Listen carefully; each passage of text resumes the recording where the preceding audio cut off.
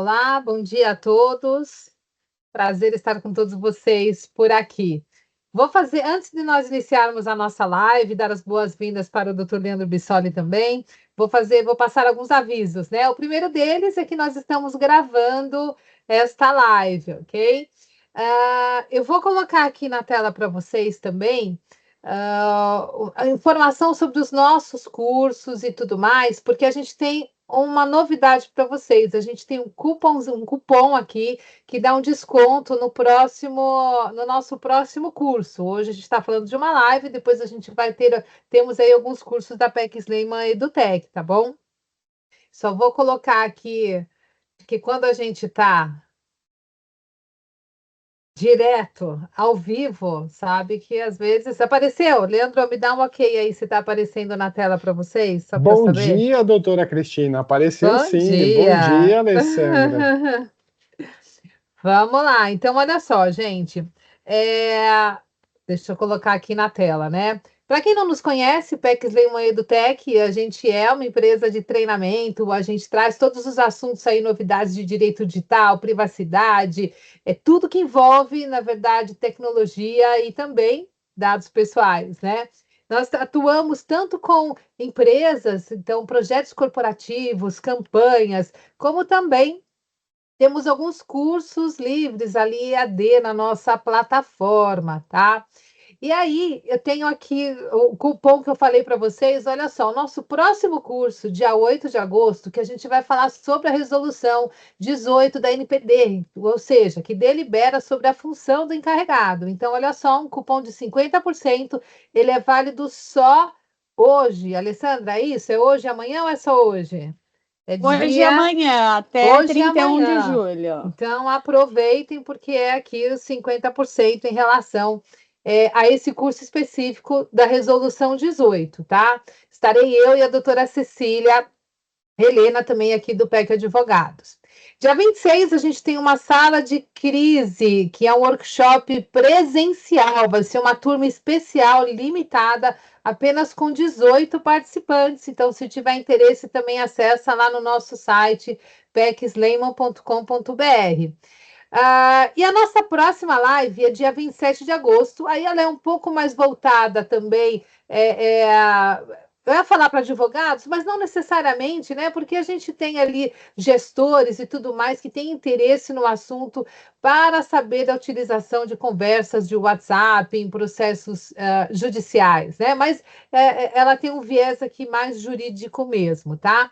E eu não podia deixar de falar, gente, já vamos começar, né? Mas a gente vai ter também o DPO Day, então fiquem atentos que a gente vai divulgar a data, que são encontros focados, voltados para DPOs, então vai ser híbrido, a gente tem um encontro no escritório e também quem não pode estar presencialmente vai poder participar online conosco.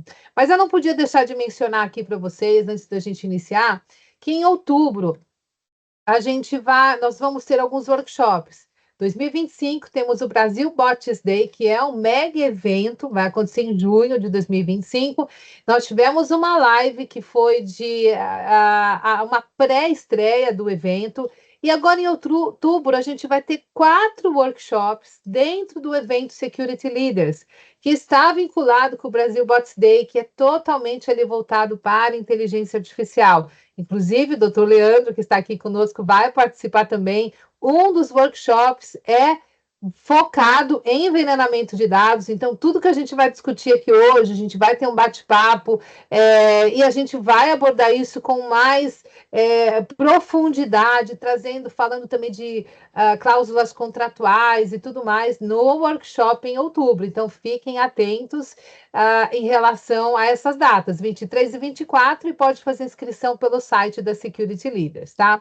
Temos alguns outros temas também, mas esses aqui são os recadinhos que eu queria passar antes da gente iniciar aqui o nosso bate-papo. E aí, voltando, Leandro, vou te passar para você dar um oi, se apresentar também, e aí eu volto aqui fazendo uma introdução do nosso assunto.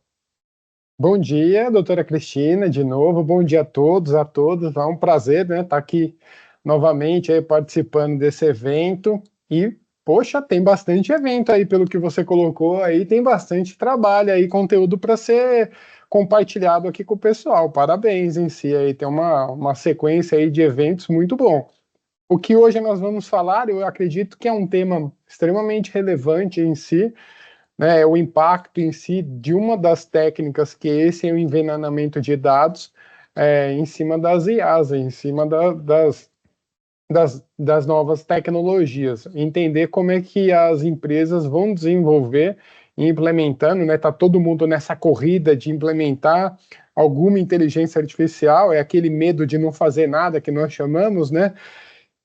Então, eu acho que o tema aqui é relevante e vai trazer aí alguns casos, separei aqui alguns exemplos bem interessantes, eu diria, alguns nem eu mesmo conhecia em si, e eu vou testar para verificar como é que vai ser a sua aplicação no dia a dia. Mas vamos lá. Obrigado novamente aqui pela PEC aí do Tech em si, de estar aqui com todos aqui, com saúde falando para todo mundo. É isso aí, vamos em frente. Muito bom. Vou fazer uma breve apresentação, porque no fim acabei não falando, né? Mas o Leandro é sócio do PEC Advogados, também graduado em Direito, com pós-graduação em Negociações Econômicas Internacionais, né? Especializado também em Políticas Comerciais Internacional, Cooperação Internacional ao Desenvolvimento, aí pela USP. Possui várias certificações, né, desde DPO, mas também Ethical Hacking, Forense Computacional, Segurança da Informação, entre outros. Eu também, Cristina Sleiman, também advogada, fiz mestrado em Sistemas Eletrônicos, sou DPO, atuamos aí, tanto o Leandro quanto eu, a gente está nessa jornada, com a Patrícia também, há muitos anos, né? Mas vamos lá, né, Leandro? Olha, a gente falando aqui com o pessoal, segurança da informação, segurança cibernética são temas latentes, não é novidade, né? Quem milita no direito digital e quem vem da área de tecnologia, a gente sabe que não é novidade nenhuma. E a gente sabe também que qualquer incidente pode causar aí altos ou fortes danos, né? Inclusive impactos financeiros. Não apenas quando a gente fala aí na questão, no gasto que vai ter para estagnar aquela situação ou reverter, mas também pelo próprio impacto reputacional que isso traz aí para a corporação. Então, quantos ataques acontecem por dia hoje, né? Quantos milhões, falando em dinheiro mesmo, acaba sendo impactado nesse cenário? E aí, a gente fazendo gancho com o nosso tema de hoje, a verdade é que os ataques de envenenamento de dados eles acabam representando uma ameaça significativa, né? E falando, voltando aqui, trazendo isso para o modelo de inteligência artificial, aprendizagem da máquina. Mas eu acho que a gente tem que partir aqui do princípio, porque é um termo, é, é um termo, eu vejo como um termo novo, né? Recente, que a gente vem falando em envenenamento de dados. Mas vejam, termo, né? Eu falei termo novo, porque a prática em si, e aí daqui a pouco eu vou passar essa bola para o Leandro, para ele trazer a opinião dele, porque a prática em si não é muito novidade, né? A novidade que tem trazido, que a gente traz, e que o mercado em si traz, o mercado em si não, o cenário em si, é do seu impacto agora com a inteligência artificial. Então, o que é envenenamento de dados? Né? A gente está falando aqui de manipulação intencional dos dados de treinamento que tem por objetivo fazer o quê? Comprometer o desempenho daquele sistema, né? Daquela inteligência artificial, comprometer a precisão, a segurança do modelo, portanto, da base em si dos dados que é utilizado para treinamento daquela inteligência artificial, ok? Um dos casos mais comuns é o envenenamento por backdoor, né? Então, onde os atacantes eles acabam injetando alguma vulnerabilidade específica que podem ser exploradas posteriormente. Então, envolve o quê? Inserção de dados maliciosos no conjunto, então, de treinamento daquela inteligência. E aí, se a gente pensar aqui, né, eu vou tentar até formatar um exemplo e vou jogar aqui para o Leandro me ajudar nesse cenário. E aí ele já compartilha conosco a opinião dele em relação a isso. Vamos imaginar que um ataque ele pode introduzir padrões sutis de imagens usadas para treinar um sistema de reconhecimento facial. Então, olha só o detalhe, padrões, vai injetar ali padrões sutis, que acaba sendo imperceptível, e quando o sistema ele encontra esses padrões em novas imagens, ele acaba por classificá-lo de uma forma errada, ou seja, ele foi induzido a uma classificação divergente do que seria a correta, né? Então, se a gente pensar nesse exemplo, olha só, um conjunto, a gente está falando ali de um conjunto de pixels em uma área da imagem, né? Uma área determinada que acaba sendo imperceptível ao olho humano. Mas, olha só, essas imagens elas podem ser rotuladas para ter um reconhecimento diferente, que é o que eu falei agora há pouco. Mas e aí vou fazer uma, né? Vou usar o Leandro como exemplo, né? O Leandro é o atacante. E o seu objetivo é adicionar um pequeno adesivo ali na foto, nas fotos da Cristina, que sou eu, e me rotular como Leandro. Então, sabe o que conseguiria fazer ali? De repente, com esse padrão, ele vai conseguir se autenticar e passar ali como uma pessoa autorizada, né? Então, esse seria um dos exemplos. Eu também, a gente fez algumas pesquisas, como o Leandro falou, a gente acaba encontrando até casos que a gente ainda não conhecia. Então, cada participação em evento, em live, em aulas, acaba sendo um aprendizado para a gente também. Mas aí, Leandro, já jogando para você, né? O quanto, na sua opinião, isso é novo, né? Qual a sua opinião também sobre as consequências de um eventual incidente envolvendo, então, o envenenamento de dados? E vamos em frente. Vamos lá, Cris. Bom, é, talvez aqui a gente possa ajustar algum conceito, eu não sei quantos aqui que estão nos acompanhando são da área de tecnologia e segurança da informação. Né? Quando nós falamos em envenenamento de dados, e eu vi aqui que algum colega falou, poxa, que termo novo, interessante. Sim, deram uma gourmetizada, trouxeram ele para um modelo mais interessante, né? A terminologia, eu diria. Envenenamento de dados, ele é um ataque cibernético, né? Ele é um ataque cibernético no qual um agente mal intencionado visa comprometer, visa de modo intencional comprometer um conjunto de dados que estão sendo objetos de treinamento por um modelo de inteligência artificial ou machine learning em si. E qual é o objetivo? Influenciar ou manipular ou degradar ou, vamos dizer assim, dificultar o processamento desse modelo em si. Ele é feito de várias maneiras, né? Então a Cris falou assim, ó, eu tenho um que injeta, e aí quando a gente fala em injeta, é inserir, insere de modo intencional conteúdo falso, enganoso, que de um certo modo vai atrapalhar, vai comprometer, e aí por isso a ideia de envenenar, né, compromete aquele volume, aquele, nós chamamos de dataset de dados utilizados para teste. Ele pode modificar também. Quando a gente fala no envenenamento de dados, eu posso modificar os dados existentes. E aí é claro que aí entra os desafios de segurança da informação, pois pode ser um ataque de um agente mal intencionado interno ou externo. Quando a gente fala em interno, colaboradores, isso acontece, infelizmente, com uma maior frequência, até porque ele já consegue ultrapassar alguns controles existentes, seja controles de acesso, seja conhecimento da infraestrutura que está sendo, que foi arquitetada ou montada para essa IA rodar. E o último, que é excluir um volume de dados, né? Então você exclui um volume de dados.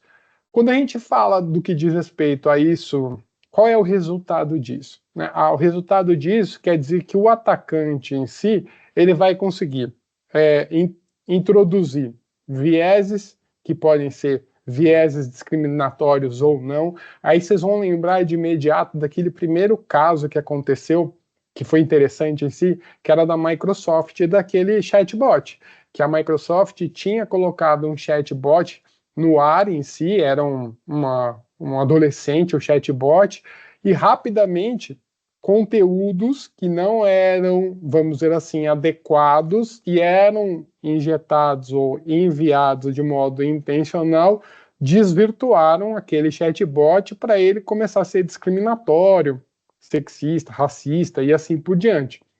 Isso era um exemplo. Aí você tem outros, né? você tem aí a possibilidade do agente mal intencionado criar saídas erradas. Vou pegar o exemplo da Cris, e aí ela está falando num processo de uma autenticação em si, ou seja, eu estou utilizando algum dado biométrico, uma fotografia para autenticar uma pessoa. Eu injeto um código em si que eu consigo, de um certo modo, e aí muitas vezes até a conta-gotas, para que não seja identificado rápido uma mudança de padrão do algoritmo em si, de resultados do algoritmo, que eu vou conseguir obter essa vantagem devida, com uma saída errada ou uma tomada de decisão falsa, incorreta. A Cris comentou, e ela estuda bastante a parte de backdoors, né, Cris? Você faz aí essa introdução aí de vulnerabilidades em cima de backdoors, influencia outras formas de tomada de decisão do algoritmo. Isso, se a gente for olhar, não seria tão novidade em si, se a gente está falando em manipulação de bases de dados. Os meus colegas aqui do direito já vão lembrar que temos até tipos penais no que diz respeito a isso, mas isso hoje nos impacta muito mais, exatamente por quê? Por conta do uso e do crescente uso desses algoritmos de inteligência artificial no nosso dia a dia.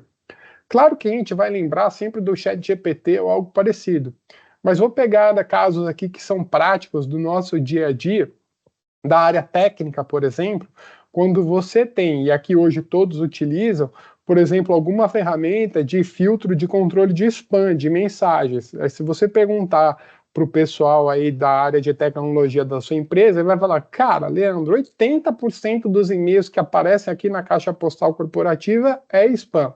Eu tenho algoritmos que estão avaliando aquelas mensagens e estão jogando para a nossa lixeira, para a caixa de spam e tudo mais. Eu poderia, utilizando essa técnica de envenenamento de dados, ir alterando, manipulando esse, vamos dizer assim, esse volume de dados, onde que ele tem o identificador de que aquilo é um spam ou não, para que determinadas mensagens passem a não ser configuradas como spam. Isso é um exemplo de um envenenamento de dados. Então, você tem aí, Cris, eu não sei se eu já devolvo para você, a gente já pode falar de situações onde e aí é interessante a gente conseguir identificar, né, poxa, como é que eu identifico, né, uma base ou uma IA que de um certo modo está envenenada? Esse é um dos maiores desafios, né? É, Esse é um dos maiores desafios, porque eu até ia colocar ali a questão das consequências, né? E quais são os desafios. Um deles é justamente essa identificação, porque a gente tem uma capacidade ali de segurança que acaba sendo comprometida, afetando, a confiança e tudo mais. Mas eu vou deixar para você continuar e falar sobre essa questão da detecção. Tá. Então eu vou, antes de falar de possíveis sintomas, ou seja, como a gente consegue, e aí, claro, eu sendo um responsável, né, pela um uso de uma IA em si, onde eu consigo detectar. Eu, como usuário, posso ter sinais, mas eu, como responsável, vou ter muito mais informações para identificar esse sintoma. Antes disso, eu acho que vale a pena a gente falar de tipos de envenenamento. O que a doutrina ou a literatura trata de tipos de envenenamento de dados. E é muito simples. Talvez aqui quem atua na área do direito digital vai lembrar ali dos crimes diretos e indiretos que envolvem ali o meio, né? A tecnologia como meio e tecnologia como fim. No tipos de envenenamento de dados, ela também atua com a ideia do resultado. Qual é o resultado pretendido pelo atacante? Então a gente tem o que eles chamam aqui, eu vou chamar de doutrina, a literatura, mas a gente vai olhar que a gente está falando em cima de frameworks de uso responsável de IA, NIST, e bem como esse tema de envenenamento de dados em cima de machine learning se tornou relevante. E aí, pessoal, quem não conhece essa sigla OWASP, né, OWASP, vale a pena verificar, porque inclusive entrou num dos tópicos de verificação de segurança do uso de algoritmos, né, de uso de inteligência artificial, envenenamento de dados. Então, se você falar assim, eu estou criando aqui uma IA que vai fazer determinada X coisa, eu tenho ali um roteiro de verificação de controles, que inclusive são auditados por terceiros, de como é que eu estou cuidando do tema envenenamento de dados, ou seja, desse risco envenenamento de dados. Então, daqui a pouco a gente volta para lá, mas voltando aqui para essa base de tipos de envenenamento de dados. Eu tenho os que nós chamamos de direcionados, que ocorre quando o agente mal intencionado, ou seja, o criminoso digital, tenta manipular o comportamento do modelo em uma situação específica. Ou seja, eu estou querendo realizar ou obter alguma vantagem específica, né? De um modo geral, ele não ofende ou degrada o desempenho do modelo do IA. Na verdade, o que acontece, ele vai conseguir de uma maneira, vamos dizer assim, não vou dizer burlar, porque ele estaria burlando o resultado, mas ele está lançando dados para que aquele resultado se torne outro. Então, vamos voltar, por exemplo, que a gente precisaria, temos uma ferramenta de segurança aqui da informação dentro da empresa, e aí ele está tentando, o criminoso digital, ele está tentando, mandando essas injeções de código ou de dados, fazer com que um determinado arquivo que antes dava como dava como positivo, por exemplo, o envio para fora, ou o recebimento, tipo um malware, um trojan, né? Um sistema, por exemplo, como esses de endpoint que a gente tem, que funciona hoje com IA, ele joga, vamos dizer assim, conteúdo para que aquele determinado de arquivo não caia, vamos dizer assim, nesse filtro, e ele passa. Então aí ele está conseguindo uma vantagem direcionada. A gente está falando igual ataques direcionados. E nós temos o envenenamento que a gente chama de não direcionado, que ocorre quando o criminoso em si, o objetivo dele é impactar a tecnologia, impactar o desempenho geral do modelo em si. Ou seja, ele está introduzindo dados falsos que vão reduzir a precisão do modelo, que vão reduzir a capacidade ou a probabilidade de um score de algo acontecer, impacta negativamente a capacidade de tomada de decisão de quem está utilizando aquela tecnologia. Não é direcionado para um objeto específico, e sim, de modo geral, comprometendo a tecnologia. Leandro, vamos passar para um exemplo prático aqui, por exemplo, quando a gente fala do falso positivo ou negativo, a gente pode até mencionar a área da saúde, né? Então, por exemplo, a tecnologia utilizada para um diagnóstico e posteriormente até para a identificação de um possível tratamento, além de pesquisas e estatísticas, né? Dentro desses dois tipos que você está falando. Quando a gente fala específico aqui de uma área, se ele quer um resultado específico direcionado para uma determinada instituição específica, um hospital específico, ele está fazendo algo, então um ataque ali direcionado. Você imagina, a Né? diferença aqui do envenenamento e uma base errada é a intenção de burlar vamos dizer assim, de burlar o algoritmo ou de enviesar o algoritmo. A gente já tem vários casos, por exemplo,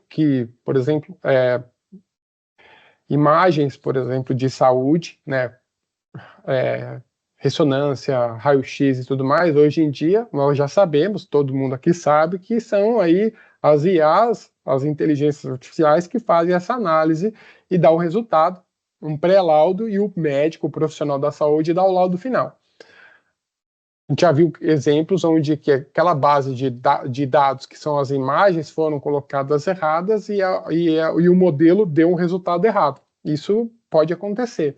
O desafio é quando alguém insere de modo intencional esse dado errado, para que no exemplo, você imagina que alguém que está fazendo análise de chapas ou de raio-x de pulmão, está a identificar a pneumonia, está gerando outro resultado. E isso realmente pode acontecer se você não tiver os controles. Exato. E aí, quais são os sinais, né, de alerta? Daí eu volto para aquele tema que a gente estava falando, dos sinais. Como é que eu consigo identificar que o meu sistema em si pode ter sido comprometido? Porque pela OASP em si, que é essa avaliação de risco, hoje é um dos que estão na lista dos difíceis de identificar. É difícil de detectar quando o sistema, ou esse banco, ou esse conjunto de dados foi comprometido. Porque muitas vezes são ajustes ou injeções aí de dados sutis, mas bem potentes, que podem passar despercebida, tanto para quem monitora e bem quando gerando um resultado muito ruim no final. Então, alguns exemplos em si, que a gente identifica na literatura. Degradação do modelo. Quer dizer o quê? Que o desempenho do modelo ficou ruim, ficou uma porcaria, não consigo mais atingir aquele resultado que era esperado no começo. Saídas não intencionais. Pô, quer dizer o quê?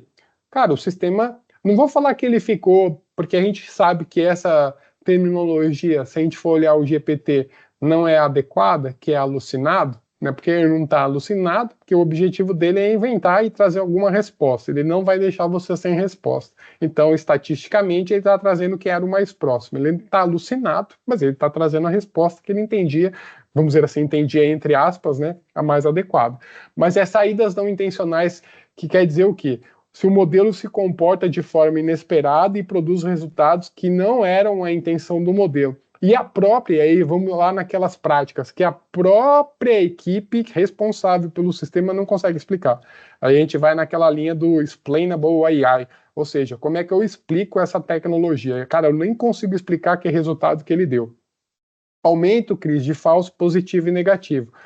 A previsão, né, a predição ali do modelo mudou de uma forma inexplicável.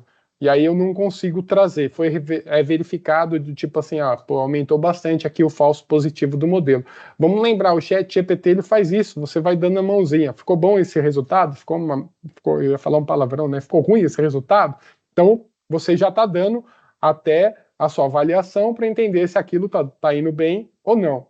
Vieses, né? Então, tipo assim, o modelo está retornando com resultados que se inclinam a uma determinada direção, uma demografia.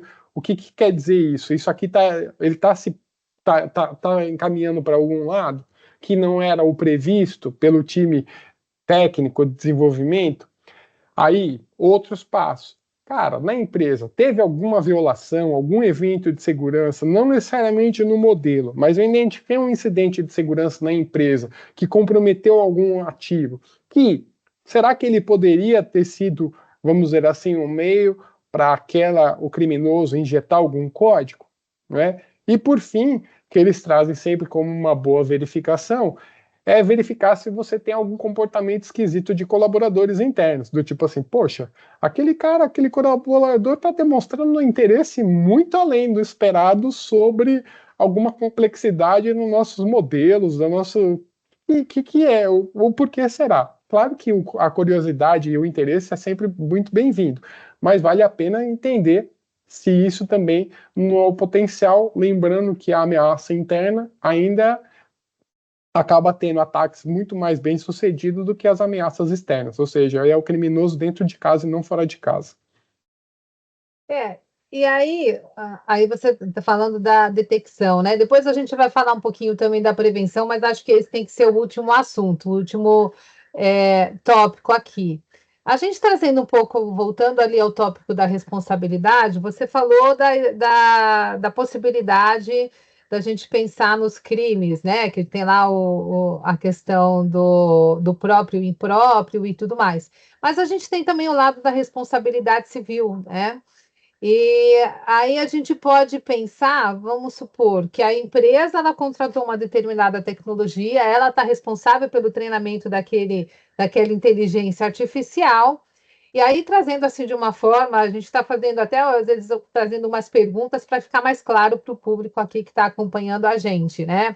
Mas se esse resultado, por exemplo, ainda que ela esteja em fase de treinamento, vamos fazer um exercício aqui, se esse resultado ele acabar gerando uma situação ali negativa ou até dano para alguém, será que a gente poderia pensar na responsabilidade objetiva, né, ali da empresa que está disponibilizando, ou a gente vai lá atrás resgatar também a responsabilidade do desenvolvedor, da empresa responsável pelo desenvolvimento? Eu acho que esse é um tópico eterno, né, que a gente sempre vem à tona, como aconteceu lá atrás, quando a gente falava dos carros autônomos, e tudo mais. E a sua opinião sobre isso?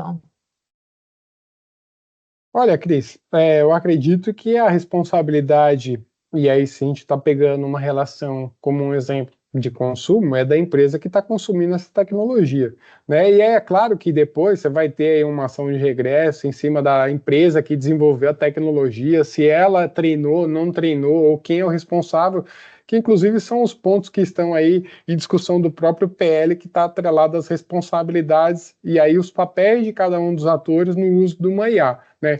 Muitas vezes eu desenvolvo algoritmo, mas eu não treino o algoritmo. A empresa que contratou essa minha tecnologia que treina o algoritmo. Se ela treinou errado o algoritmo, e aí eu como empresa, eu tenho que ter a rastreabilidade para falar, olha, não sou eu que treinei, foi você que treinou. Então você treinou errado, igual a gente fala, né, do estagiário, você treinou o estagiário errado É. para ele virar um sênior, a responsabilidade é sua, não é do algoritmo em si, mas sim da base que você colocou. Contudo, tem um monte de caixa preta hoje em dia que as empresas contratam e elas nem sabem como funciona e nem sabem como são as bases de dados, né? Claro que você tem grandes empresas, vou dar um exemplo com a própria IBM em si, elas já disponibilizam, e aí a gente olhando alguns cases em si, datasets, ou seja, elas já disponibilizam algoritmos e bases já treinados com datasets que já foram validados, que apresentam aqueles modelos de security by design, ethical by design e tudo mais, ou seja, você está comprando ali uma segurança de que aquele modelo foi treinado numa base, num dataset adequado.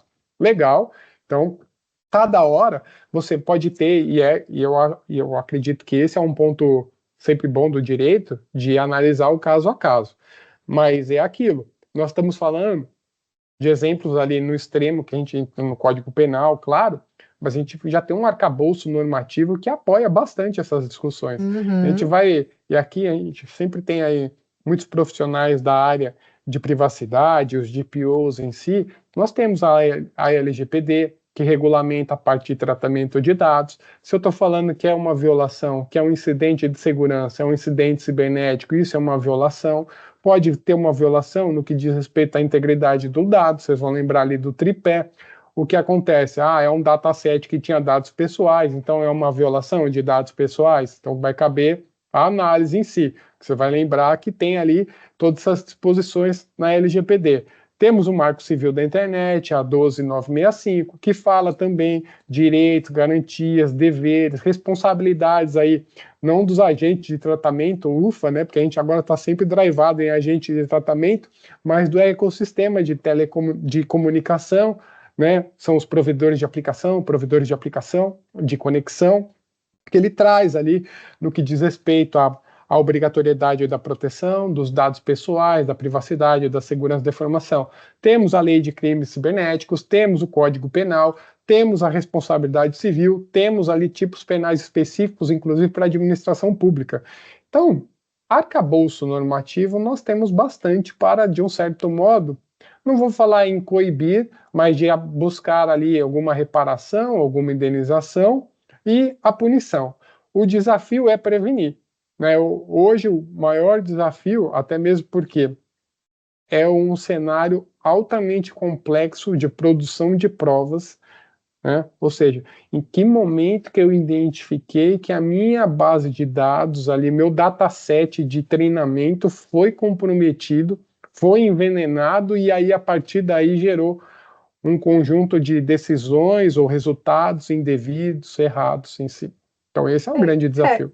como sempre no direito digital, envolve, existe sempre a questão, se a gente pensar agora, voltando aqui para o processo, um eventual processo, seja administrativo ou até judicial, a necessidade até de perícia, né? A identificação, e tudo mais. Mas o segredo aí, quando a gente fala de responsabilidade, é descobrir aonde aconteceu, né? Em que momento? Foi lá na ponta ou foi aqui de quem contratou? Mesmo que seja ali no momento de alimentar esses dados, independente de falar de envenenamento, né? Independente do envenenamento. Até porque você mesmo trouxe à tona aqui o tema de alucinação, e a alucinação ela pode acontecer por duas situações, né? Erro do próprio sistema ou pelo envenenamento de dados, e aí gerar esses resultados aí diversos ou divergentes do que se esperava. Um outro ponto, a gente já está aqui na metade do nosso tempo, um outro ponto importante, a gente não vai hoje trabalhar especificamente cláusulas contratuais, isso fica lá para o nosso workshop de outubro no Security Leaders, então, fazendo a chamadinha aqui de novo, mas olha só, um ponto importante também que eu acho que a gente tem que pensar é a questão de contratos, né? A blindagem também de cláusulas contratuais.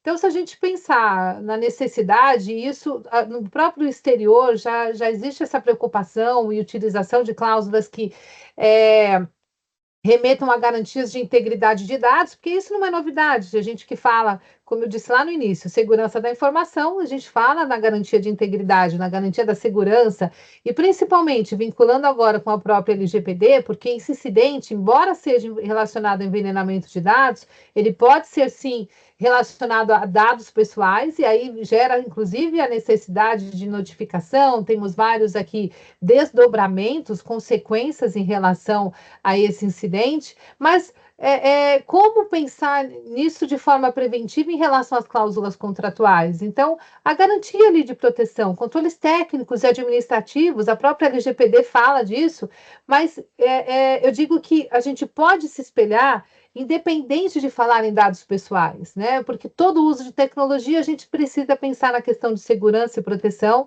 controles técnicos e administrativos, porque a questão da responsabilidade, seja civil, ou seja, até eventualmente de uma pessoa específica por uma ação que possa ser entendida como tipificada ali no Código Penal, mas a necessidade de ter essa blindagem, inclusive de aplicar o Privacy by Design, independente de ser dados pessoais. Então, eu preciso proteger, porque gera, sim, responsabilidade. Eu tenho informações confidenciais que independem de ser dados pessoais ou não.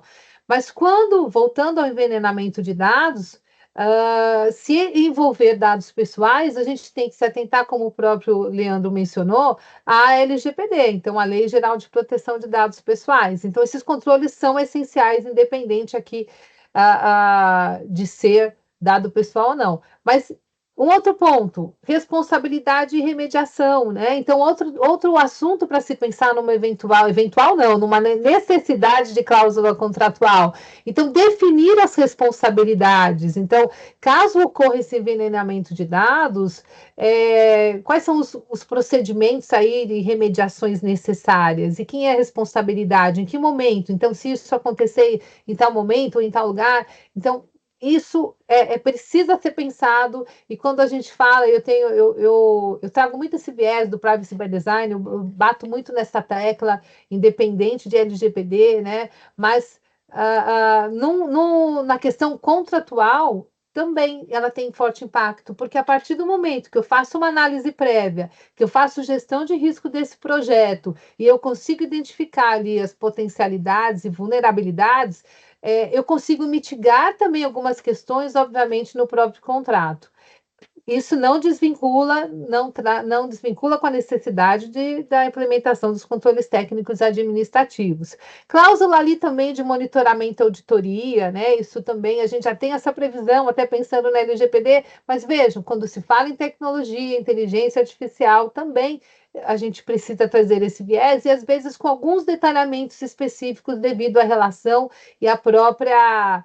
A própria funcionalidade da ferramenta, né? Um outro ponto a ser pensado também é a própria conformidade com as leis de proteção de dados pessoais. E lembrando que muitas vezes a gente não está falando só de Brasil, né? A gente está falando aqui de outros, de relacionamento com outros países, então não é apenas LGPD, precisa verificar as legislações aplicáveis naquela relação especificamente, tá bom?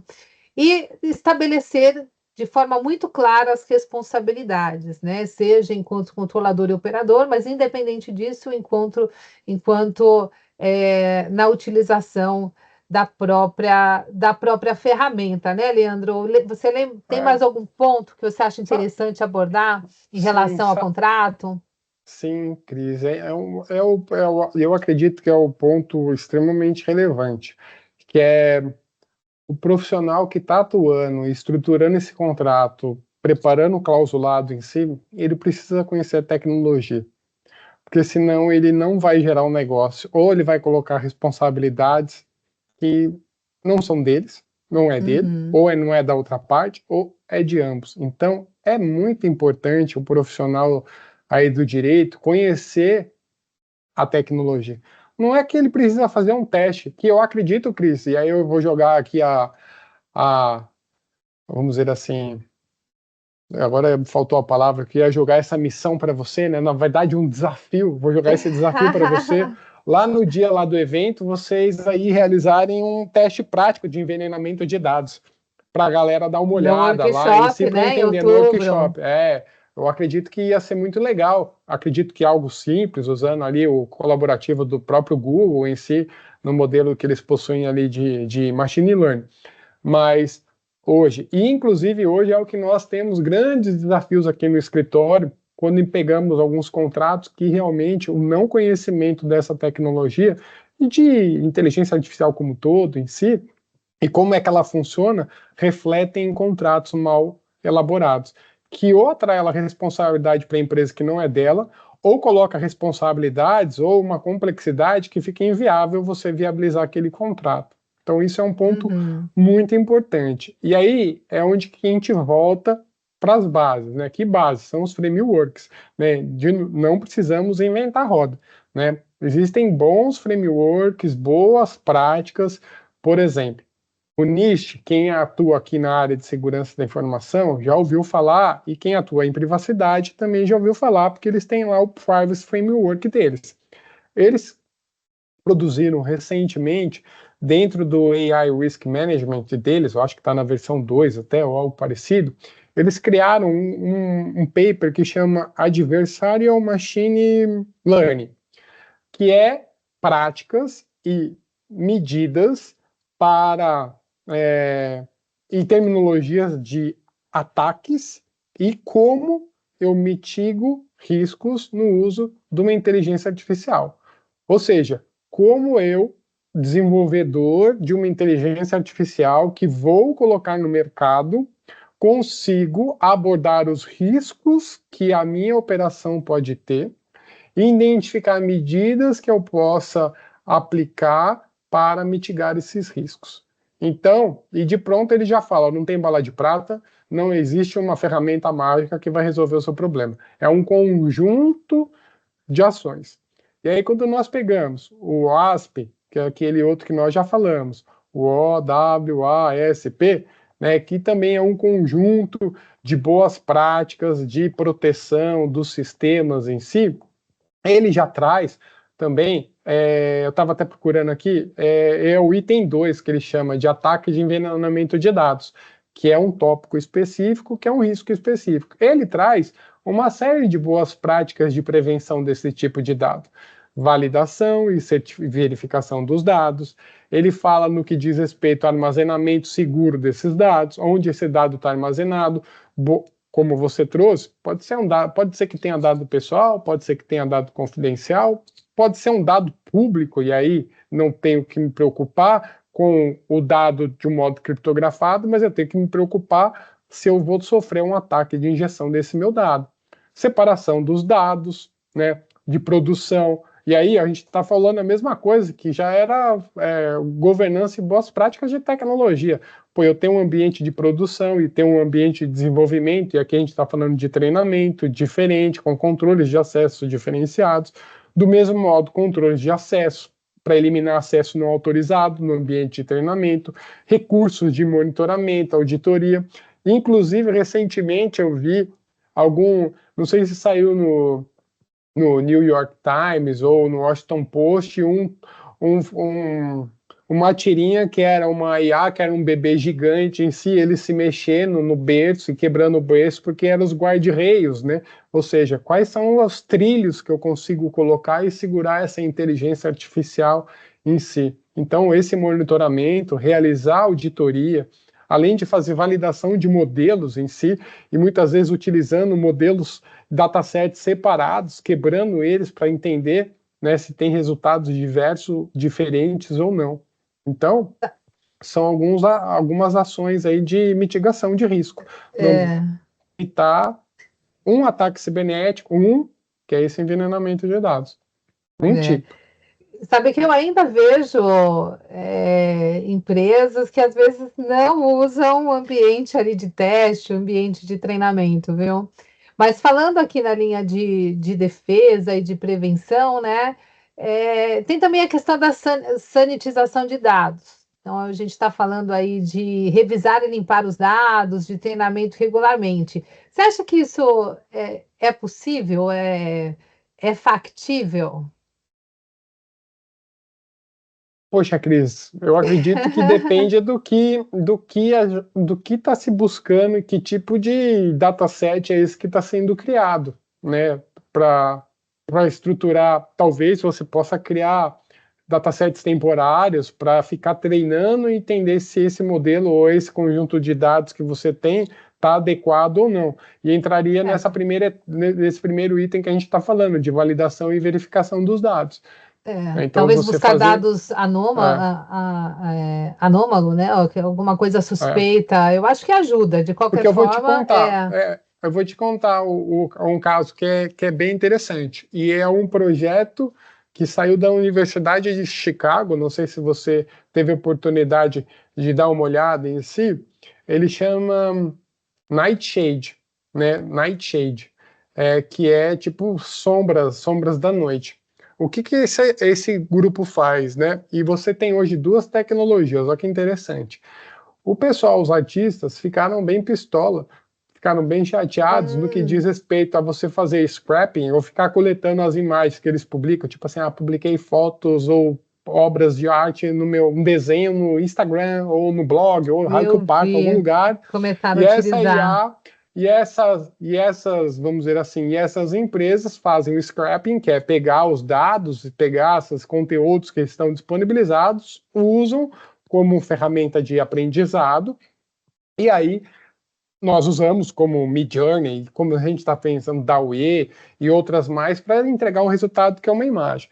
Aí eles estavam dando um exemplo, que era assim, você imagina que a Cris aqui está montando uma apresentação, um PowerPoint, ela precisa colocar uma boneca igual que está ali, um robô atrás dela em si, num quadro azul. Aí a Cris vai lá no prompt, poxa, eu preciso de um robô lendo um livro no fundo do Matrix. Cara, a inteligência artificial te devolve balão de festa, ou a inteligência artificial começa a te devolver um monte de melancia. Aí você fala, pô, esse negócio está alucinado, o que está acontecendo com essa inteligência artificial? E aí é onde que entraram essas técnicas, e aí são duas, tá? Que eles que criaram os projetos. O Nightshade foi criado por esse grupo da Universidade de Chicago. O que ele faz? É realmente um ataque ofensivo, eu diria, ou seja, é intencionado a envenenar esses algoritmos. Ele aplica um conjunto de sombras nas imagens, coisas que nós, seres humanos, não conseguimos detectar, ou algo muito sutil, mas lembram, a tecnologia ela não funciona como nós, ela está olhando pixel, tons e tudo mais. E esses sombreados que ela coloca nessa imagem confundem totalmente o algoritmo. Então, se você for perguntar que você quer um robô, provavelmente ele vai te entregar a melancia. Por quê? Ele vai sendo envenenado aos poucos, é aquele conta-gota. Por É, quê? Você imagina que é uma campanha para os artistas protegerem as suas imagens, colocando esse tipo de, vamos dizer assim, recurso na imagem, para que quando o algoritmo passar, coletar e utilizar como uma base de conhecimento, ele não consiga identificar que aquilo é um robô que ele desenhou. aham. Esse é um cenário que a gente chama que é o que eles chamam de ofensivo, porque você realmente está atuando contra a tecnologia, o algoritmo. E tem um outro que ele chama Glaze, é, Glaze. Esse é como se fosse aí ele só funciona, a gente poderia falar, numa linha defensiva, ele não é ofensivo, ele não está atacando o algoritmo, ele só protege contra imitações.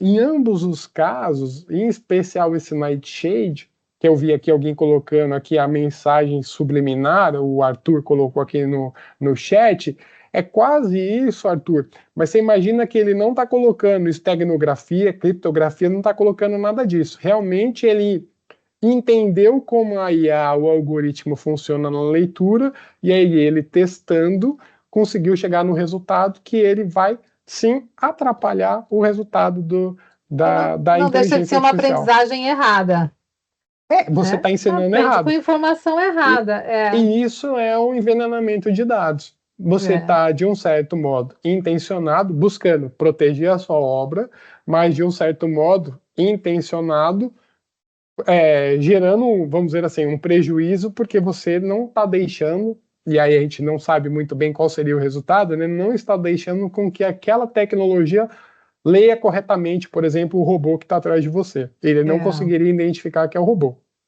Isso a gente já viu, que a gente fala que seria essas é, IAs, tem um nome que é bem interessante, que é usado bastante para, inclusive, para testar, né, as tecnologias, chamam de IA adversária, né? Ou seja, parece aqueles memes que a gente vê no Instagram quando você coloca um chatbot falando com outro chatbot e as pessoas ficam lá deixando um chatbot conversando com outro chatbot. Basicamente, se você está usando uma inteligência artificial para buscar ou identificar vulnerabilidades da outra inteligência artificial. Uhum. E no desenvolvimento de boa prática, se a gente for falar seguro, o desenvolvedor também vai ter essa IA adversária para testar e treinar dele, para que a dele não seja comprometida facilmente pela uma IA terceira adversária. Uhum. Agora, a gente está falando, e até no início você mencionou, né, como ataque cibernético ou injeção ali de dados, mas a gente tem casos, e aí trazendo mesmo aqui para causar uma discussão, né? Mas a simples, vamos pensar numa ação muito simples. Teve um caso recente, até tá como notícia e tudo mais, que a IA, eu não lembro qual delas, dessas abertas, trouxe uma receita de pizza que ele utilizava cola, sabe, material de construção. Então, obviamente que isso, a gente não está falando de um ataque cibernético no sentido ali de prejudicar uma determinada empresa ou uma determinada ferramenta, mas ali até mesmo de possível brincadeiras ou não, ou mesmo ali propositar para causar uma desestabilidade, ali desestabilidade, mas é uma ação muito simples, né? Que é você criar conteúdos na internet, conteúdos que sejam inverídicos e ferramentas que estão abertas e que fazem uma varredura para buscar essas informações acabam utilizando desses dados. Quando a gente traz essa discussão, e mesmo falando tecnicamente, eu vejo um viés mesmo ali de ataque cibernético. Mas, trazendo no conceito de envenenamento, isso não deixa de ser um envenenamento. Ontem, e aí vou deixar para o Leandro trazer a opinião dele, mas ontem mesmo a gente estava até batendo um papo à noite, e ele trouxe uma situação interessante, né, Leandro? Que eu acho que seria interessante você comentar, que foi dos atletas e tudo mais. Aí eu vou dizer, será que nós é que estamos alucinando agora? Tipo assim, seria uma situação hipotética, mas tem casos, por exemplo, Cris, que hoje a gente tem veículos autônomos, por exemplo. Eu conseguiria, isso já foi feito testes, fazer identificações em placas ou na rua, ele fica lá com o sonar dele e as câmeras identificando tudo que está rodando ao seu redor. Eu poderia injetar algum conteúdo, um adesivo, um texto, um risco ou algo nas placas dos carros para esses veículos autônomos perderem o controle. E aí é quase que virar para a esquerda ao invés da direita ou algo parecido.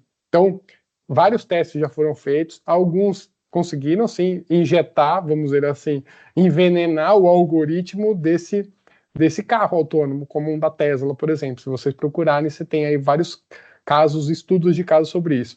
O do jogo, eu acho que recentemente eu estava ouvindo, porque hoje você está usando muita inteligência artificial. Vamos pegar o futebol, por exemplo, que todo mundo aqui já viu um jogo de futebol.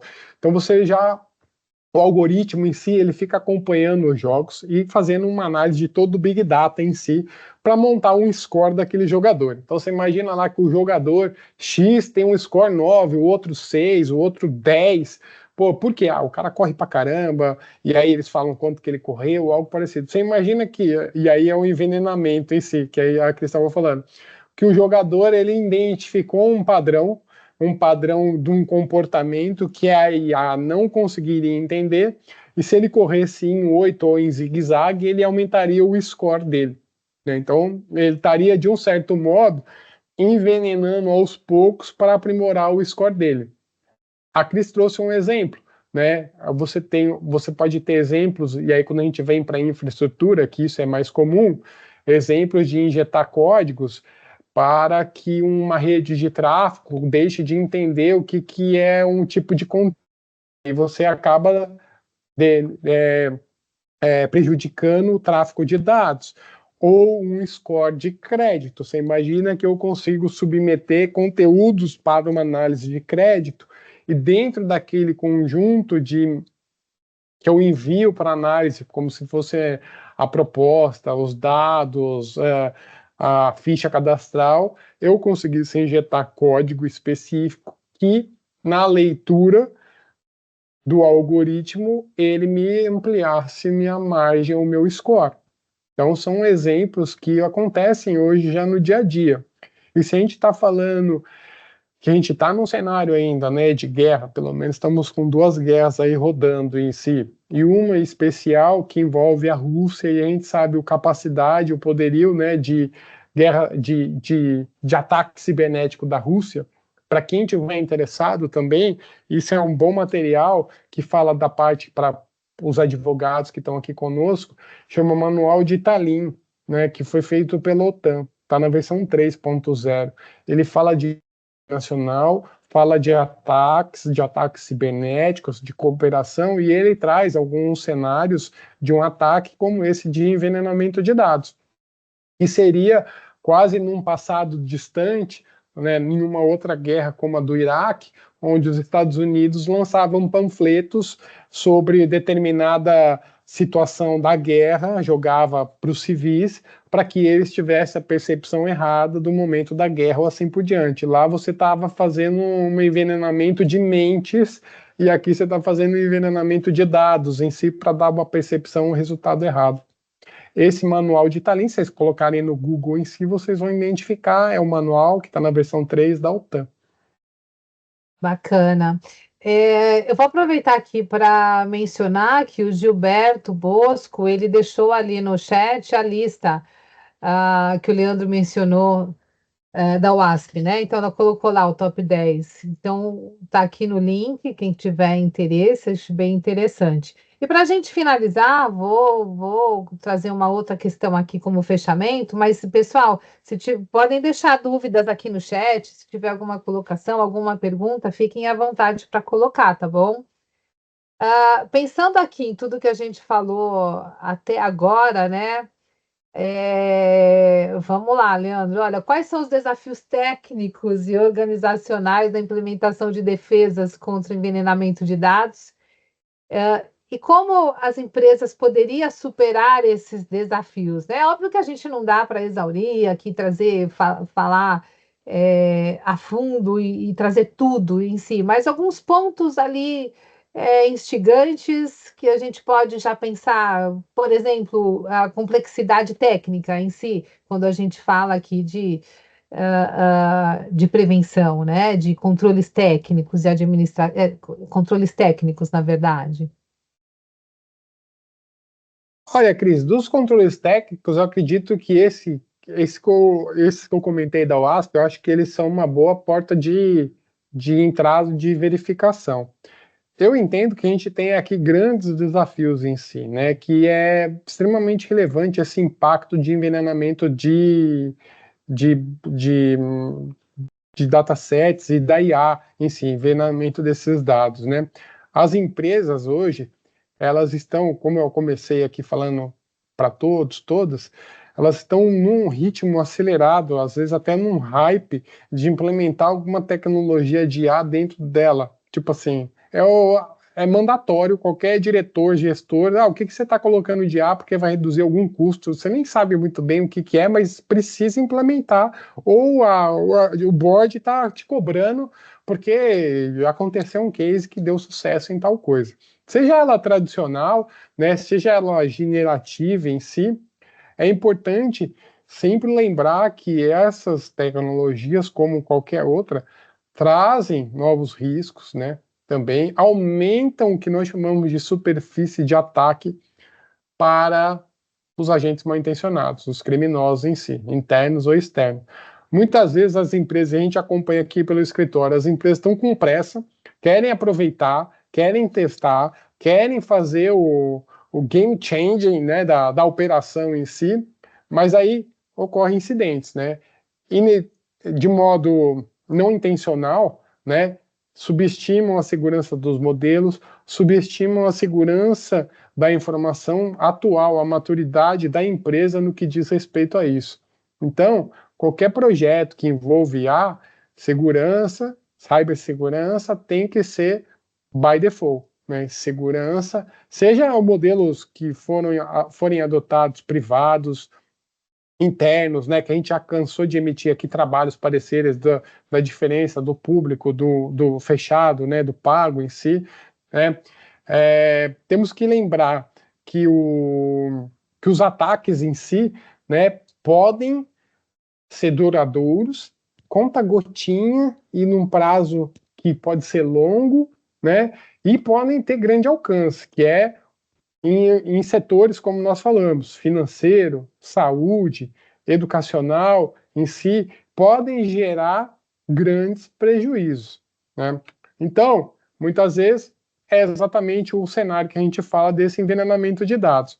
E aí, você trouxe um pouco, rapidamente e de modo assertivo, o passo a passo, as etapas de uma resposta ou de uma gestão de incidente, né? E esse é um tipo, de novo, é um incidente, né, de segurança, de cibersegurança. Então, quando a gente consegue, e aí pegando aqueles sinais que eu havia comentado, detectar isso, como é que eu consigo rastrear do modo adequado, preservar as evidências para que seja feita uma forense, uma análise adequada de entender como isso aconteceu, e bem como restaurar o conjunto de dados antes da injeção dos códigos. E aí a gente está falando em gestão de continuidade de negócio, backup e assim por diante.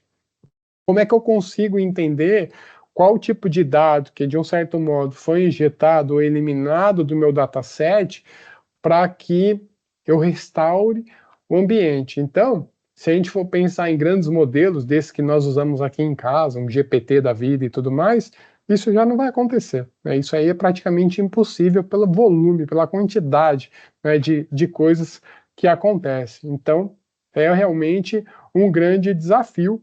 E o nosso desafio aqui, como operadores do direito e como profissionais também da área de tecnologia e segurança da informação, é conseguir acertar o trilho, colocar isso no trilho. Então eu falo colocar no trilho, ter os guarda-reios, conseguir identificar, e que guarda-reio, né? Conseguir identificar, né? Monitorar, conseguir ter os indicadores para que quando eu perceber que essa minha IA, né, o meu modelo está migrando, tombando, tendenciando para alguma frente, eu consiga ter o alerta, e aí eu, como governança, eu saber o que eu faço com esse alerta. Porque também falar, tem um alerta aqui, eu acho que está indo mais para mulher do que para homem. Tá bom, mas o que eu faço com isso?